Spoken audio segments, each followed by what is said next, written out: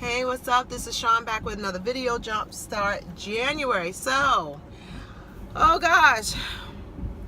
So, yesterday, okay, well, here's the question. Are we canceling Erykah Badu? I need to know. I don't want to miss out on the memo. I want to know if we're canceling Erykah Badu because yesterday she was in Chicago. Now, if you saw a couple of videos, I was really wanting to go to the Erykah Badu concert because I've never seen her in concert, and she's going to be in Chicago. And I asked some of my girlfriends if they want to go see her. And so we were going to go, but they told me that it was standing only. Now, I've gone to the House of Blues in Chicago, not knowing that you have to pay for the sitting seats and the general admission is standing. And I said, never again. I'm never going to another concert where it's standing only, because one, you don't know if these people are going to arrive on time, and you could be standing for hours. And I was beside myself. Luckily, it was a great concert, but I'm not for standing 3-4 hours. No. So I did not go to the concert, and I kind of wish I had, because then I would have been able to give you first knowledge, knowledge of what had happened. So evidently Erykah Badu made comments about prayers up to R. Kelly and hope that he gets to help and see the light, and she got booed, and she has been trying to I guess clarify what she meant. And R. Kelly and this whole thing, there has been a resurgence, has opened up the bigger picture about how do you handle people who are abusers yet who have been victims themselves. Because a lot of people can say that he was also, no one protected him. Nobody protected the girls from R. Kelly, from the alleged abuse, and no one protected little Robert from his alleged abuse. So, again, teachable moment. We can all see this in people's lives, of people walking around with unresolved, unhealed trauma. Some of us who are walking around are high functioning people.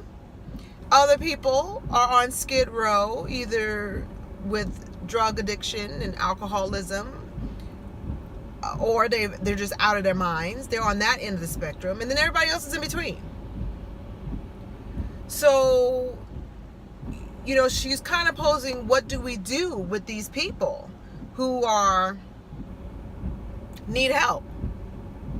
Because you have to break the cycle somewhere. That's really the answer is you have to break the cycle.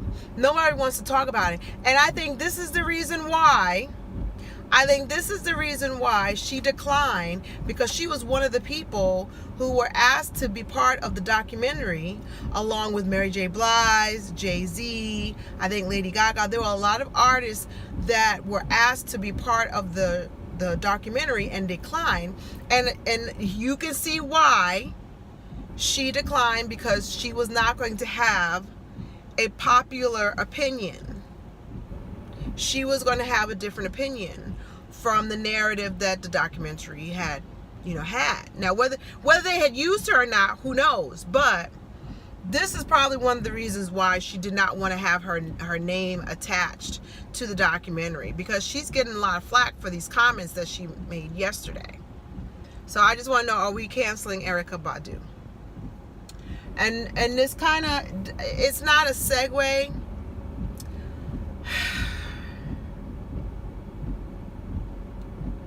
It's more like a public service announcement. I want to be very careful with my words,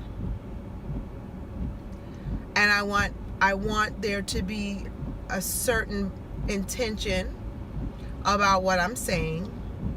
I know that it's going to be unpopular, but I'm a mother. I'm a mother of daughters, and I am a mother of sons. I do not differentiate how I talk to either one of them about sex, sexuality, and conducting themselves as what I would say proper ladies and gentlemen. There are two sides of both gender that can be very problematic when you're out and about, and I'm talking about the case of the young lady Jasmine Elin, who was sexually assaulted at a nightclub. Now, the one thing I am not going to do is what people would say victim shame. Okay? No one deserves to be accosted, assaulted, molested, raped, nothing like that. Okay? I blame this on, the Amber Roses of the world and the slut walk people of the world. Because, see, I live in the real world. And ideally, I think, if you want to turn up at the club, you should be able to turn up. And no one should bother you. But I live in the real world. And in the real world is that everybody isn't raised the same. And in many cases, it seems as though we've gone backwards as far as how men and women conduct themselves, see each other in the world. I wanted to know, where were the young women with her? Because she had a little posse, from what I gather, celebrating a birthday. And I just want to know, where was her group of girls to protect her? Because, see, when I was out and about, and I had my girlfriends, we come together, we leave together. And if we even sniffed a hint of somebody being in distress or duress, we were scooping her up. Nah, man. Nah, fella. You got to back up. You got to back up. And one guy was not going to be getting in the face of 3 or 4 girls, getting her girl away from the dude because we don't like what we're seeing. None of us was ever that far away from each other that we didn't know what we're doing. We all going to the bathroom together. No, you can't go with him. You ain't getting in the car with him. If y'all want to take it to the next level, it's going to be on your own time and not while we're out. It's just, like the Kanika Jenkins, where was her people there to protect her?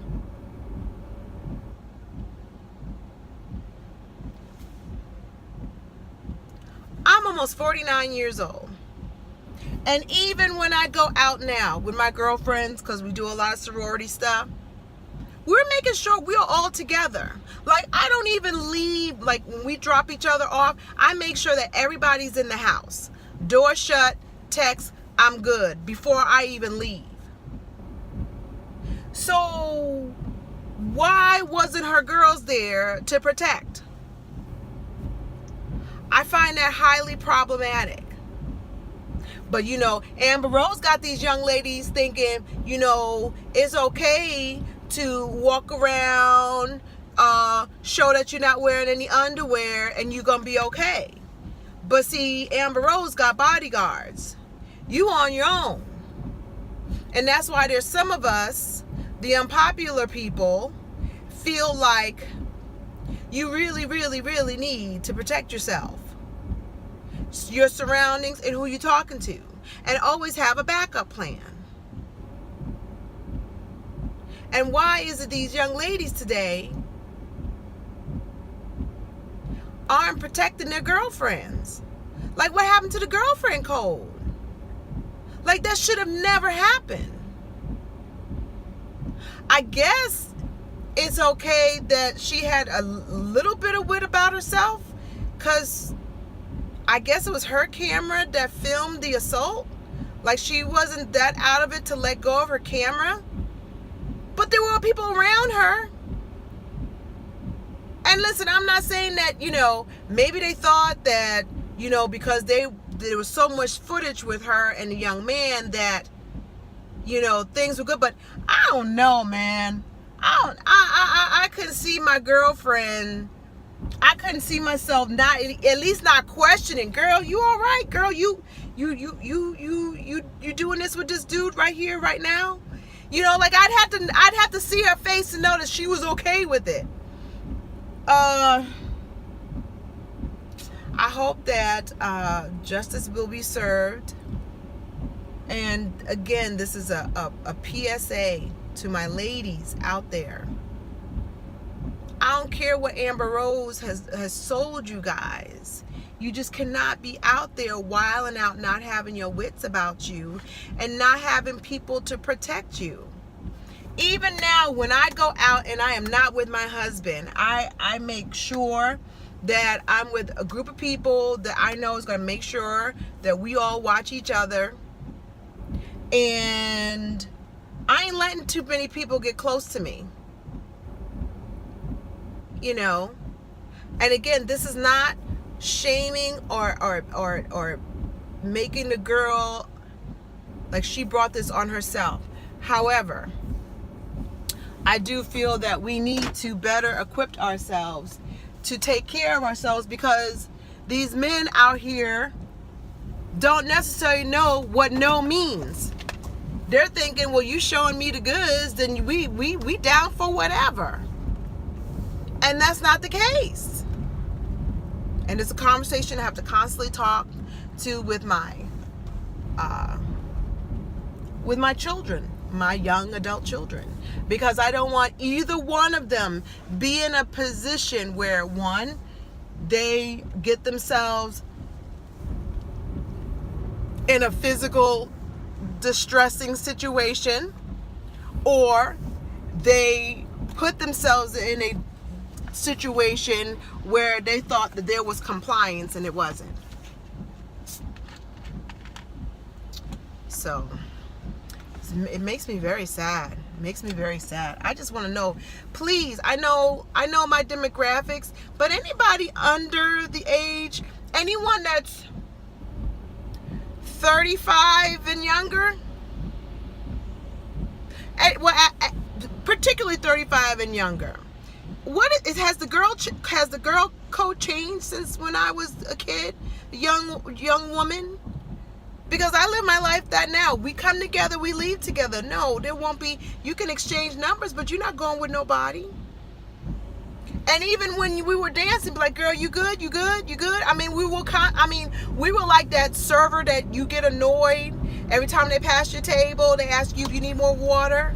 Yeah, because one, I want to know if my girlfriend's good, and two, we want the dude to know that we got eyes on her. So whatever you are thinking you're gonna do, she's not alone. You know what I mean? Like, you put the guys on notice that, nah, she ain't gonna be your mark tonight, because whatever you got planned is going to be foiled. Either we're gonna scoop her up, or you ain't gonna have no follow through. We're gonna cut it off. And there's been instances I can recall in my early 20s where the dude would be hot, pissed, didn't care. Not tonight. No ma'am. No sir. No, you're not getting in the car with that guy. We don't know him. You are coming with us. No, you're not. We're not doing Denny's. None of us want to go. So you're going home. No, it's not going to happen.